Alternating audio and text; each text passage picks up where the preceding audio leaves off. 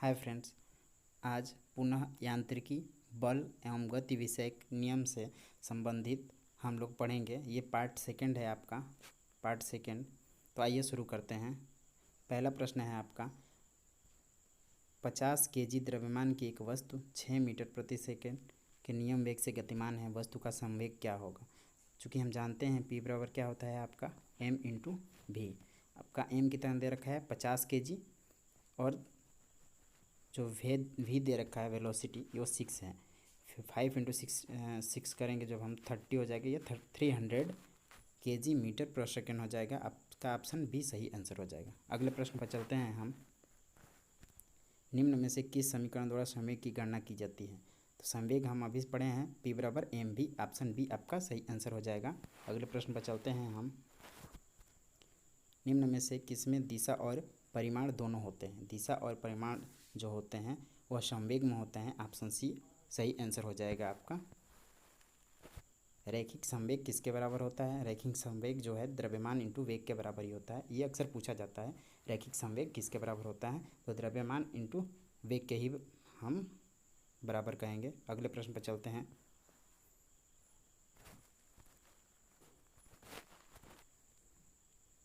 यदि संवेग P और वेग v दिया हो तो द्रव्यमान m ज्ञात करने के लिए प्रयुक्त सूत्र।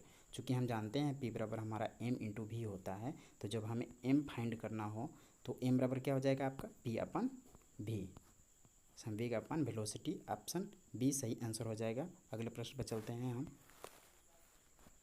एक हल्के और एक भारी पिंड की गतिज ऊर्जा समान है, इनमें से किसका संवेग अधिक होगा।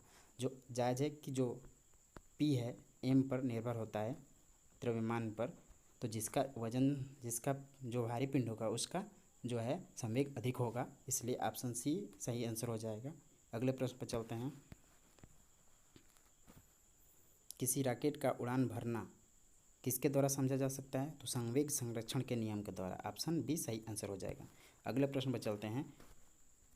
भौतिक राशि जो कभी भी ऋणात्मक नहीं होती, तो जो दूरी होती है वो कभी ऋणात्मक नहीं होती है, ऑलवेज क्या होती है पॉजिटिव होती है, ऑप्शन ए सही आंसर हो जाएगा। अगले प्रश्न पर चलते हैं।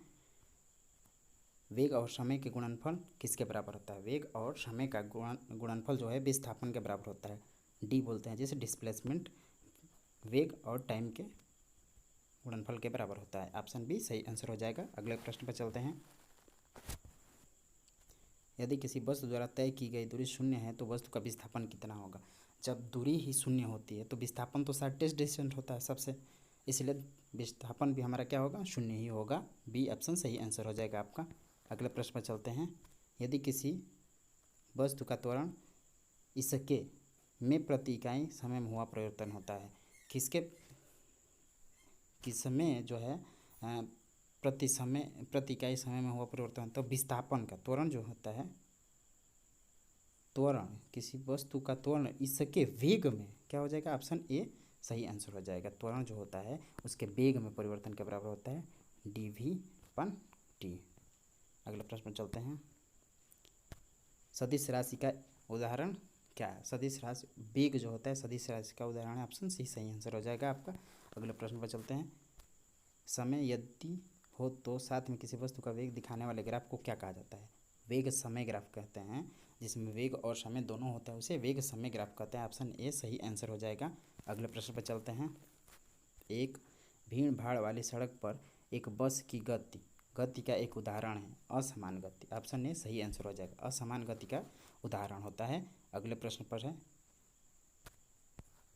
विस्थापन क्या है। विस्थापन के परिवर्तन दर को क्या कहा जाता है। विस्थापन के परिवर्तन दर को हम वेग कहते हैं, क्या कहते हैं वेग। वेग बराबर क्या होता है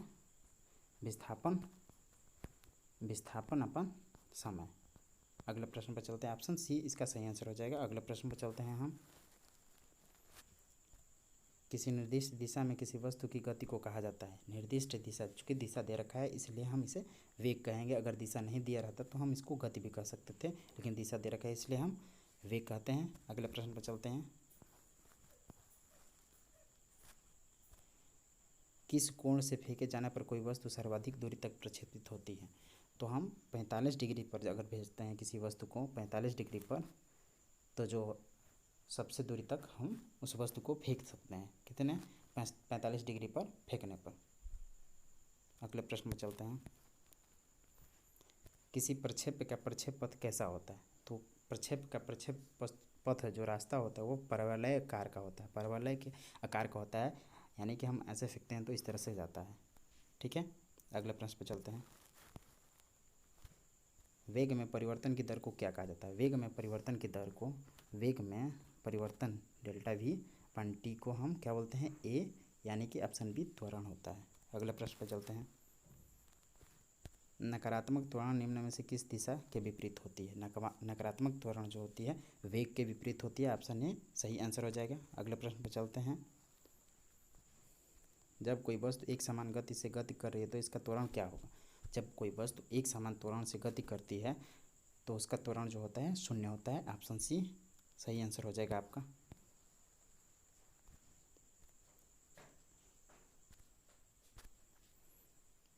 प्रश्न है आपका, एक कार का वेग 5 सेकेंड में 18 किलोमीटर प्रति आवर से 36 किलोमीटर प्रति आवर तक समान रूप से बढ़ता है, तो त्वरण की गणना कीजिए। चूँकि हम जानते हैं त्वरण क्या होता है? वेग परिवर्तन अपन समय, वेग परिवर्तन की दर को ही हम समय कहते हैं, वेग में परिवर्तन अपन टाइम होता है। चूँकि वेग भी हमारा किलोमीटर में दे रखा है, तो हम जब माइनस करते हैं 36 माइनस 18 करेंगे तो हमारा कितना हो जाएगा? आपका 18 हो जाएगा। 18 होता है, 18 जब किलोमीटर प्रति आवर में, तो हमें चेंज करने के लिए 5/18 से हम मल्टीप्लाई कर देते हैं तो ये मीटर प्रति सेकंड में हो जाता है। जब 5/18 से मल्टीप्लाई करेंगे तो 18 से 18 कट जाएगा, बचेगा क्या? इतना हमारा 5 मीटर प्रति सेकंड अब वेलोसिटी हो जाएगा। और टाइम क्या दे रखा है? टाइम भी दे रखा है हमारा 5 सेकेंड। जब हम 5 सेकेंड से इसमें डिवाइड करेंगे तो 5 से 5 कट जाएगा, बचेगा क्या आपका? 1 मीटर प्रति सेकंड स्क्वायर, जो कि ऑप्शन बी है आपका सही आंसर। बी 1 मीटर प्रति सेकंड स्क्वायर। अगले प्रश्न पर चलते हैं। त्वरण की मात्रक क्या होता है? त्वरण की मात्रक जो है मीटर प्रति सेकंड, और अभी पिछले वाले क्वेश्चन में समझ लिए हैं कि त्वरण का मात्रक क्या होता है? मीटर प्रति सेकंड स्क्वायर। मंदता का अर्थ क्या दे रखा है? मंदता का अर्थ त्वरण से है, ऋणात्मक त्वरण से है। अगला और अंतिम प्रश्न है आपका, बल अपन त्वरण किसके बराबर होते हैं? बल अपन त्वरण जो है ये गलत क्वेश्चन, इसका ऑप्शन गलत हो गया है। ऑप्शन हम अपने मन से लगा लेते हैं, एक ई करके द्रव्यमान, द्रव्यमान, द्रव्यमान लगा लेते हैं। चूँकि हम जानते हैं हमारा बल क्या होता है? एफ क्या होता है? एम इंटू ए होता है। एफ बराबर क्या होता है? एम इंटू ए होता है। चूँकि हमारा एफ अपान ए दे रखा है, एफ अपान ए, फोर्स अपान एक्सेलरेशन, बल अपान त्वरण, तो जो कि है ये एम के बराबर है। एम क्या होता है? तो द्रव्यमान, जो कि इस ऑप्शन में दिया नहीं है, इसलिए हम अपने मन से एक ये ऑप्शन जोड़ लेते हैं। ये किसके बराबर हो जाएगा? द्रव्यमान के बराबर। Thank you.